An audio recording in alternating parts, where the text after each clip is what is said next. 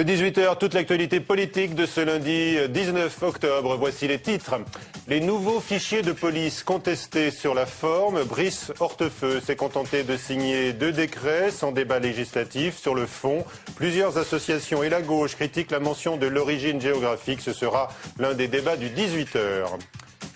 Plaidoirie fleuve de l'avocat de Nicolas Sarkozy au procès Clearstream, allant plus loin que le procureur. Maître Herzog accuse Dominique de Villepin d'avoir participé à un complot visant son rival politique. Malgré le nom de Christine Lagarde, le projet de taxe sur les profits des banques recueille des appuis à l'UMP à la veille du débat budgétaire. L'heure de la vaccination a sonné pour le personnel hospitalier. La campagne commence demain sur le lieu de travail. Ce sera un test important pour le gouvernement qui a commandé, on le sait, près de 100 millions de doses de vaccins et affronte le scepticisme des Français, à commencer par celui justement du personnel médical. Fabrice Cunet. Un tiers, un quart, alors que débute la campagne de vaccination, combien de vaccins seront véritablement utilisés? Les Français doutent de son utilité et les spéculations occupent le milieu médical, à commencer par l'AP-HP qui gère les hôpitaux publics de Paris. Pour Jean-Marie Le Guen, le gouvernement a exagéré l'importance de cette vaccination. Il a en quelque sorte survendu cette politique. Aujourd'hui, les Français constatent qu'ils ne voient pas bien pourquoi, devant le relatif bénignité de cette épidémie, il faudrait que tous les Françaises et les Français se fassent vacciner. À l'Institut Pasteur, une des missions d'Anna Maria Burguer et son équipe consiste à identifier et mesurer la menace. Pour elle, il serait encore risqué de sous-estimer ce virus. Vous savez, on ne peut jamais prédire des choses avec la grippe. C'est un virus très surprenant. On ne peut jamais dire... Il y aura toujours des pandémies, mais on ne pourra jamais prédire à quel moment, quelle intensité et quel sous-type viral sera en cause. En d'autres termes, le virus de la grippe recèle peut-être encore des surprises. De quoi motiver une campagne de vaccination évaluée à 800 millions d'euros.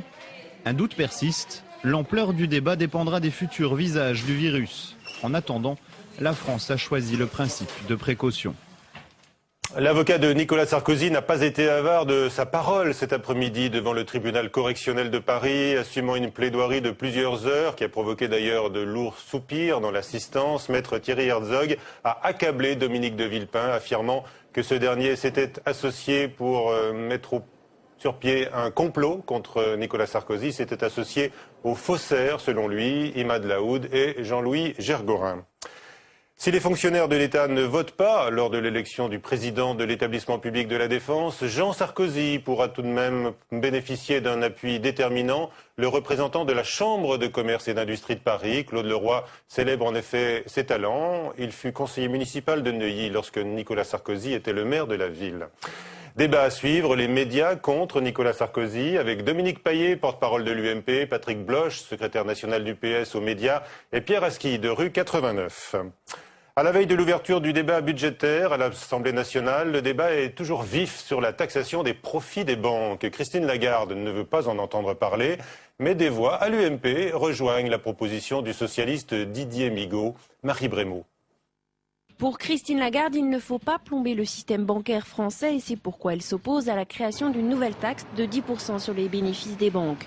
Une mesure adoptée il y a quelques jours par la Commission des finances de l'Assemblée nationale. Il est prévu une contribution exceptionnelle de 10% sur les bénéfices des banques, payée en 2010 sur les bénéfices 2009. L'argent servira à réduire le déficit de l'État et donc la dette de chaque Français. En résumé, avec une taxation supplémentaire de 10%, les bénéfices des banques seraient prélevés à hauteur de 43%. La durée de cette contribution serait limitée à 1 an.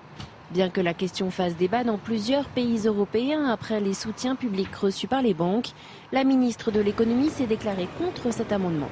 À la place, elle suggère que les établissements bancaires financent la supervision de leur secteur. Il est clair qu'on a vu que les banques avaient une responsabilité très clairement pendant la crise. Elles ne sont pas les seules responsables, mais elles ont une responsabilité. Et donc il n'est pas illégitime de leur demander de contribuer à la surveillance du système financier, d'autant plus qu'elles-mêmes en tireraient les bénéfices. Finalement, si on a un système financier plus stable, de toute façon, ça n'est pas mauvais pour le système bancaire. L'examen du budget 2010 démarre demain à l'Assemblée nationale. L'occasion peut-être pour certains députés UMP de marquer leur indépendance vis-à-vis du gouvernement. Un fonds laitier de 280 millions d'euros a été créé aujourd'hui par la Commission européenne, après bien des réticences, bien sûr, pour venir en aide aux producteurs de lait. Un nouveau coup dur porté à ETA, l'un des dirigeants de l'organisation indépendantiste basque, a été arrêté aujourd'hui en France, à Carnac, après une série récente d'interpellations en Espagne. Aitor Elizaran était le chef de l'appareil politique d'ETA, selon Madrid, qui apporte cette précision ce soir. Le premier débat du 18h, tout de suite. Oui ou non, les médias sont-ils contre Sarkozy ?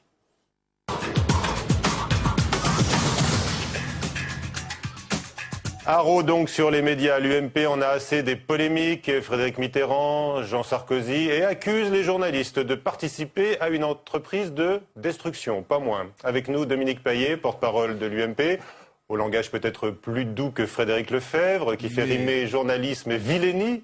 Mais aux idées tout aussi partagées. Très bien, nous allons le voir dans un instant. Face à vous, Patrick Bloch, député socialiste et secrétaire national aux médias. Alors, Dominique Paillet, pourquoi donc cette réaction épidermique au moment où l'UMP fête son nouveau député, David Douillet ? D'abord, nous sommes ravis d'avoir David Douillet assiégé dans notre groupe et je l'en félicite chaleureusement à nouveau. Tout simplement parce que depuis 15 jours... et c'est assez coutumier, mais enfin depuis 15 jours, l'amplification a été totale. Les médias se sont déchaînés d'abord sur l'affaire Mitterrand, puis ensuite sur l'affaire de la présidence de l'EHPAD. Et non content de relater les faits et de faire les commentaires nécessaires, il y a eu une surenchère permanente, notamment dans le cadre de la candidature de Jean Sarkozy à la tête de l'établissement public d'aménagement de la Défense. Permanente, avec un crescendo qui dépassait les limites de l'entendement. Et nous pensions qu'à la lumière notamment de l'élection de David Douillet, il y aurait... Tout le monde allait rentrer dans le rang ? Pas du tout. Il y aurait une prise de conscience, notamment journalistique, du fait que ça n'était pas la peine de crier haro tel qu'il le faisait parce que ça ne bouleversait pas l'opinion. Eh bien non. Ce matin, un de vos confrères, d'habitude modéré, le Parisien, continue à titrer dans un article qui ne fait que reprendre des éléments de la semaine dernière, Jean Sarkozy dans la tourmente, etc., etc. Je crois que tout cela dénote une volonté de nuire totalement en chassant en meute, et ça n'est pas très digne d'une presse d'une grande démocratie. Alors nous attendions sur ce plateau Pierre Aski pour parler au nom des journalistes mis en cause, le cofondateur de Rue 89. Il est un petit peu en retard. Alors Patrick Bloch, c'est à vous d'apporter la contradiction tout de suite. D'ailleurs le PS ne s'en est pas privé dès aujourd'hui sur ce débat. Écoutez, beaucoup d'amalgames et puis une théorie du complot qui voudrait qu'il y ait une volonté de la presse de détruire, pour prendre les termes de Frédéric Lefebvre, le président de la République. Qui peut y croire, véritablement? Nous avons un hyper-président, hyper-communicant, qui finalement ne maîtrise plus sa communication. C'est ça le fond du problème. Et Dominique Paillet, dans l'historique que vous venez de faire, je remarque que sur l'affaire Polanski, la presse en général a volé au secours de Polanski. Je me souviens encore du titre du Monde de l'emballement à l'embarras.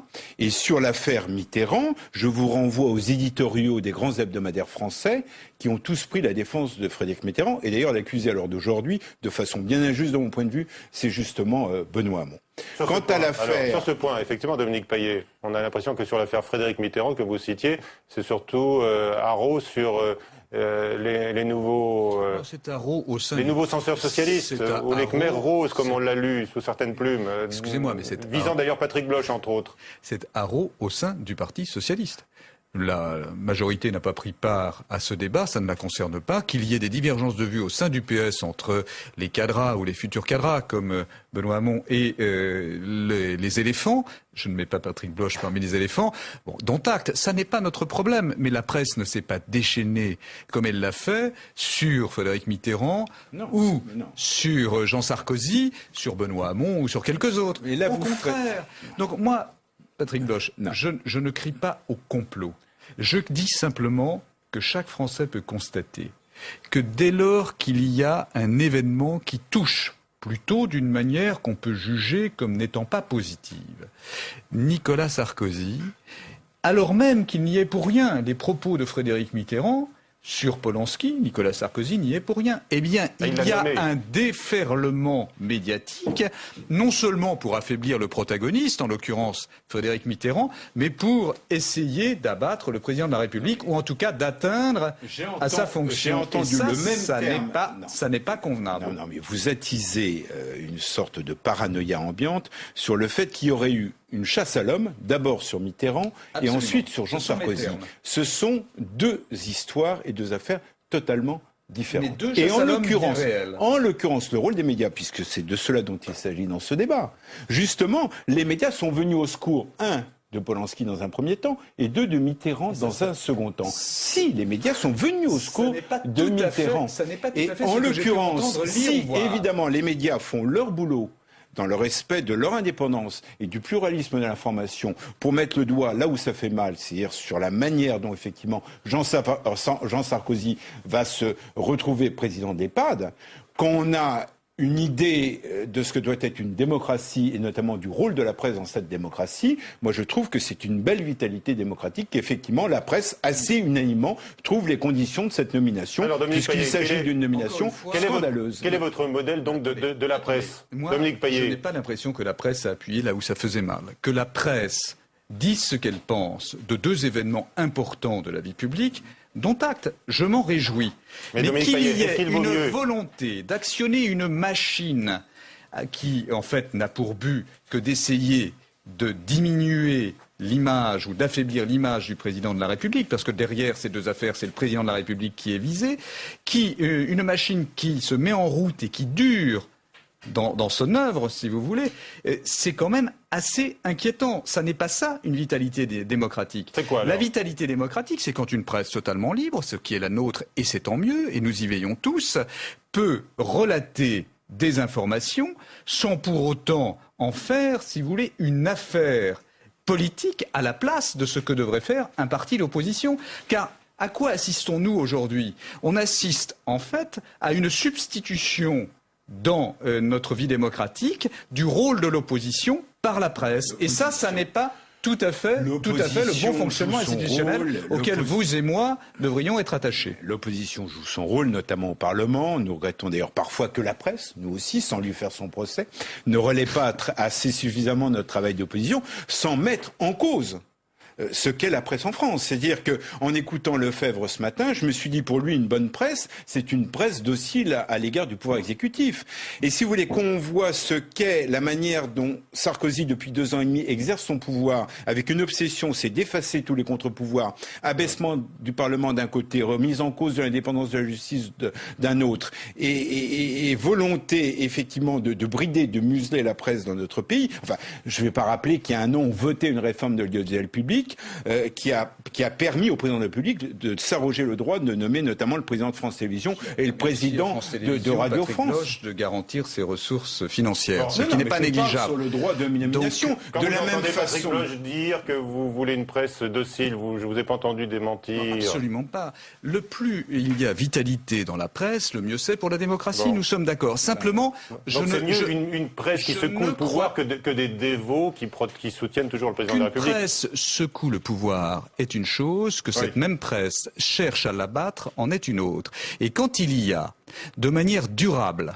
conjonction de tous les articles de presse contre 1 ou 2 hommes pour en atteindre un 3e, alors ça n'est pas un bon fonctionnement de la démocratie. Est-ce qu'il est légitime de s'interroger sur les facilités dont a bénéficié le fils du chef de l'État dans l'affaire de l'EHPAD, oui ou non ? Tout à fait légitime de s'interroger sur la carrière de Jean Sarkozy et la rapidité de cette carrière. Pour autant, il ne faut pas oublier 2 choses, son talent personnel et le fait qu'il a toujours été élu au poste qu'il occupe. D'accord. Alors Pierre Aski va faire son entrée dans quelques secondes sur ce plateau pour intervenir brièvement. Dominique Payet, sur quoi débouchent ces attaques du jour ? Qu'est-ce qu'on en fait ? Rien, c'est un mouvement d'humeur. Une menace ? Non, absolument pas.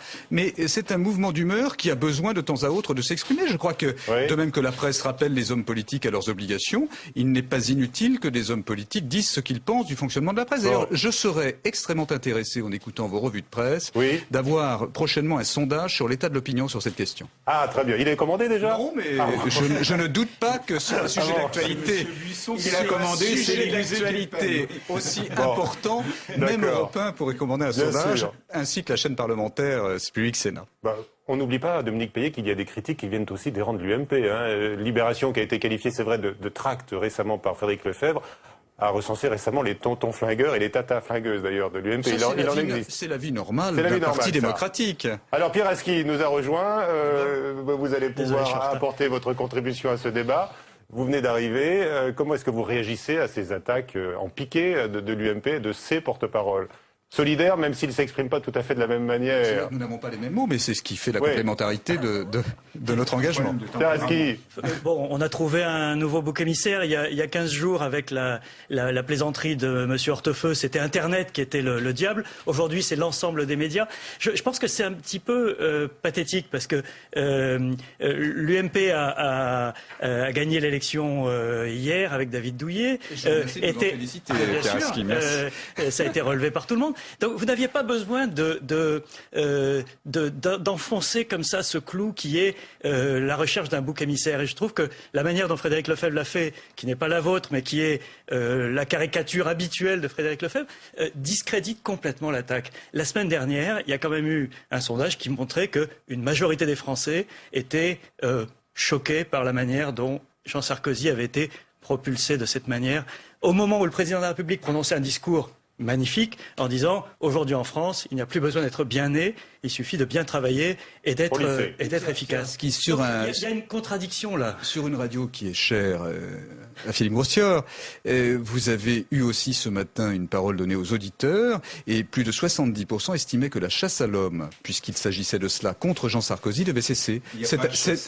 C'est évidemment aussi extrêmement instructif. Du complot, la chasse à l'homme, je veux dire par là.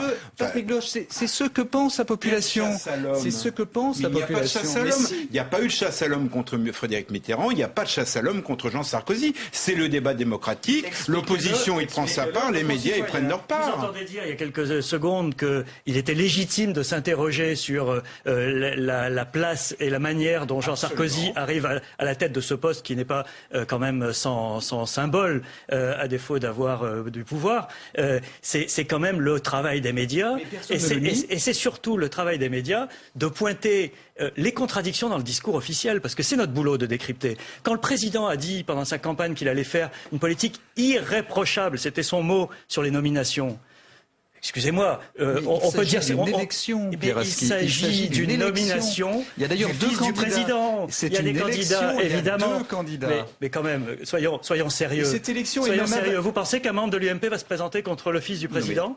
Mais pourquoi un membre de l'UMP, puisque le groupe UMP a élu le fils du président pour le représenter. Et vous pensez que les membres de l'UMP qui auraient pu avoir des états d'âme comme Alain Juppé ou Jean-Pierre Raffarin sur l'élection du fils du président auraient pu se prononcer contre ce choix ? Les élections au sein du conseil d'administration de l'EHPAD sont libres et elles ont lieu à bulletin secret. Ceux qui n'ont pas le courage de leurs opinions lorsqu'il s'agit d'un vote à main levée, peuvent l'avoir à bulletin secret. Donc non, il ne faut pas dire ça. Alors ça, c'est l'affaire de l'EHPAD. Il y a un petit problème quand même, c'est que en Italie, votre accusation sur le rôle des médias serait valable. C'est vrai qu'en Italie aujourd'hui, les médias sont devenus le vrai contre-pouvoir face à Berlusconi et que la bataille, d'une certaine manière, des idées, elle se passe dans les médias. C'est ce que vous essayez de faire, vous, à rue 89, Pierre Aski? Pas du tout, on n'est pas un pouvoir. On n'a pas cette prétention. On fait notre boulot de journaliste qui est effectivement de décrypter le travail du pouvoir et d'essayer de lui donner du sens au-delà de celui que donnent les communicants. Parce qu'on est dans une société de communicants. Et le travail des journalistes, il est devenu encore plus indispensable dans une société de communication. Les spin doctors, c'est-à-dire les communicants qui organisent la vie, ont eu des problèmes ces derniers temps. C'est vrai que la communication du président a connu quelques ratés depuis le lapsus de New York sur Villepin, l'affaire Mitterrand, l'affaire de son fils. Donc là, tout d'un coup, il y a une offensive de contre-attaque. Bon, c'est le jeu. On donne un dernier mot à l'accusation, alors? Non, mais écoutez, vous aviez peur d'être deux contre un.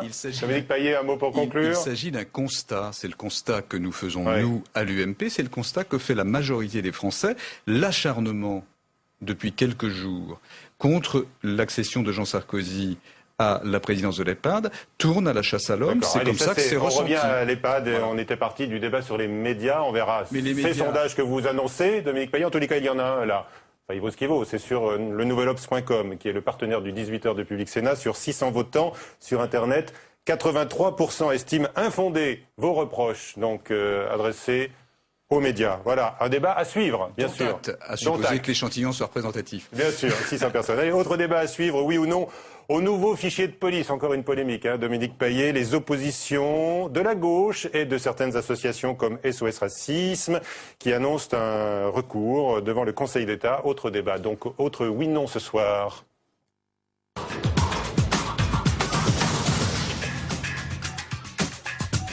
Avant d'accueillir Patrick Lozès, le président du CRAN, Emmanuel Roux du syndicat des commissaires de la police nationale, un point sur ces nouveaux fichiers, donc, qui ne s'appellent pas d'ailleurs comme ça, mais base de données. Saveria Rojek. Officiellement, le gouvernement ne parle plus de fichiers, mais de base de données. Exit toute mention sur les origines raciales ou ethniques des personnes. La première base, dite de prévention des atteintes à la sécurité publique, vise essentiellement les bandes. Les mineurs dès l'âge de 13 ans, les sectes et certains groupuscules politiques pourront y figurer. Un second fichier concerne les enquêtes administratives liées à la sécurité publique. En clair, tous les candidats à un emploi dans la police ou un secteur sensible comme les aéroports ou les centrales nucléaires seront recensés. Un adolescent de 16 ans demandant un stage chez les cadets de la police pourra par exemple être fiché. Mais c'est la notion floue d'origine géographique qui provoque une levée de bouclier. Pour la gauche, ce terme vague permet en effet un fichage ethnique puisqu'il peut renvoyer à un territoire ou même à une couleur de peau. Faux, rétorque Brice Hortefeux, pour qui les libertés individuelles sont respectées. Nos invités, donc Patrick Lozès, le président du Conseil représentatif des associations noires de France, et Emmanuel Roux du syndicat des commissaires de police. Alors les délinquants potentiels seront donc répertoriés, on vient de le voir avec Saveria, selon un ensemble de critères, dont l'origine géographique. Est-ce qu'il y a là un problème pour vous, Patrick Lozès ?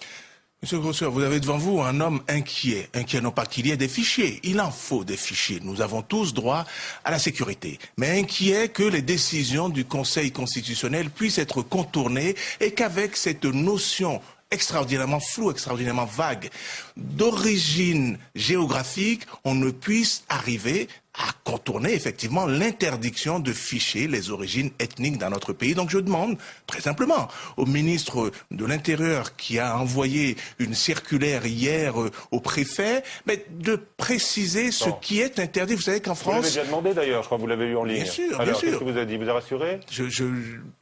Il m'a dit effectivement que ce dont je m'inquiétais n'était pas concerné. Mais enfin, vous savez qu'en France, ce qui n'est pas interdit est pratiquement vous pensez qu'il y autorisé. aurait une tentation de la part des forces de l'ordre, par exemple ? Eh ben, bien sûr. Elle est là, alors Emmanuel Roux. C'est possible. Elle est là, cette tentation ? Non, chez vous ? Je crois qu'on fait un très mauvais procès aux forces de l'ordre. La police nationale est... dans son immense majorité démocratique, républicaine, très soucieuse des droits de l'homme. Il y a même des contre-pouvoirs en interne, d'ailleurs les syndicats de police, au hasard, et par exemple. Et je ne crois pas que les policiers, aujourd'hui au XXIe siècle, pourraient, comme ça, bafouer le droit. D'ailleurs, on ne demande même pas de fichage ethnique au jour d'aujourd'hui.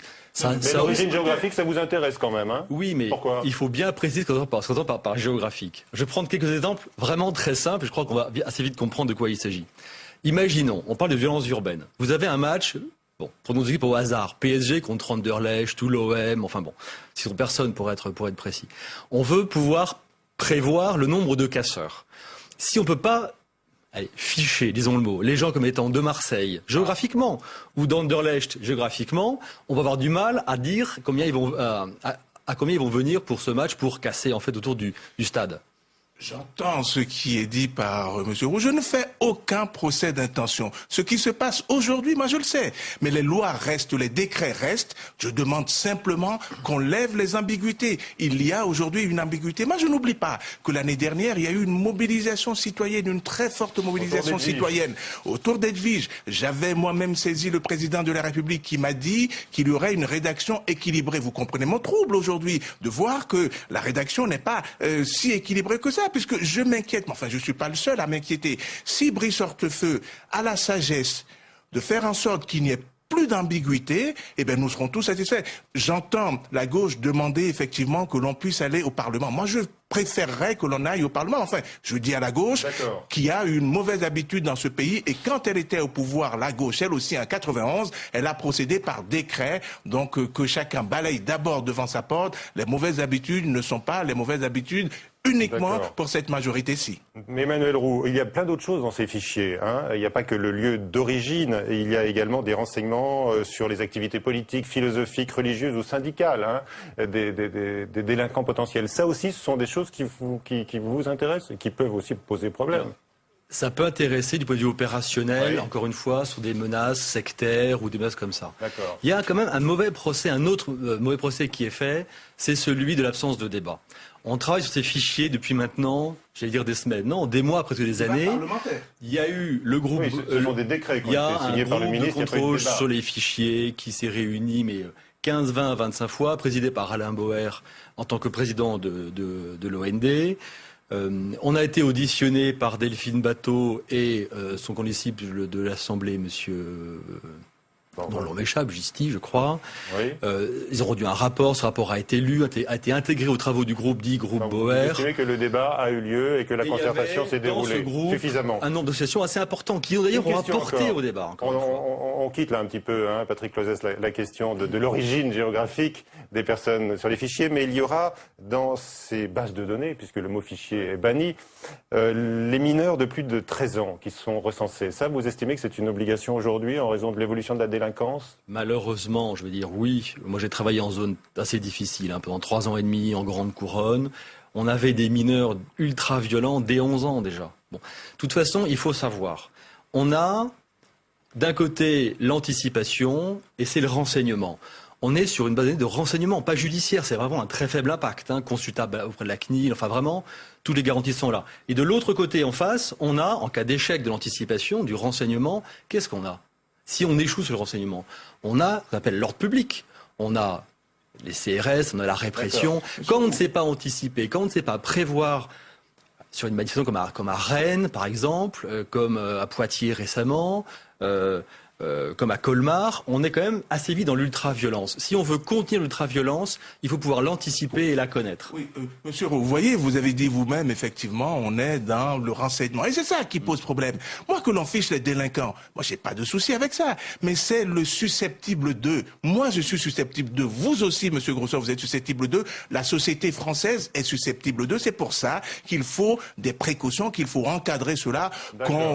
C'est ce que nous demandons. Nous ne demandons rien de plus. Nous demandons que les lois, que les décisions du Conseil constitutionnel puissent être respectées et que l'on nous dise que toutes les précautions sont prises pour que l'on ne puisse pas contourner, non pas M. Roux, mais M. X ou Y, pourrait, lui, s'il le décidait aujourd'hui le faire. Encore une fois, Brice Hortefeux doit lever toutes les ambiguïtés et, si possible, passer par la représentation nationale. J'entends qu'il y a eu un débat, mais le vrai débat dans ce pays, c'est le débat parlementaire, c'est le débat devant les représentants de la nation. Très bien, merci messieurs. Voilà, on en sait un peu plus maintenant sur les positions des uns et des autres sur ces fichiers. Donc, une dernière minute. On a parlé de l'affaire Clearstream, du procès qui se déroule en ce moment même avec aujourd'hui la longue plaidoirie de Maître Herzog, l'avocat du chef de l'État. Eh bien, il a évoqué dans une première partie de sa plaidoirie le complot dont a été victime son client. Et il est allé beaucoup plus loin en incriminant tout à l'heure Dominique de Villepin puisqu'il a estimé que l'ancien Premier ministre avait été l'instigateur de ces fichiers, là encore, manipulés. C'est la fin de ce 18h. Dans un instant, sur Public Sénat, le documentaire La maison de Monsieur Yang, les démolisseurs des vieux quartiers à l'œuvre à Shanghai. Bonsoir à tous.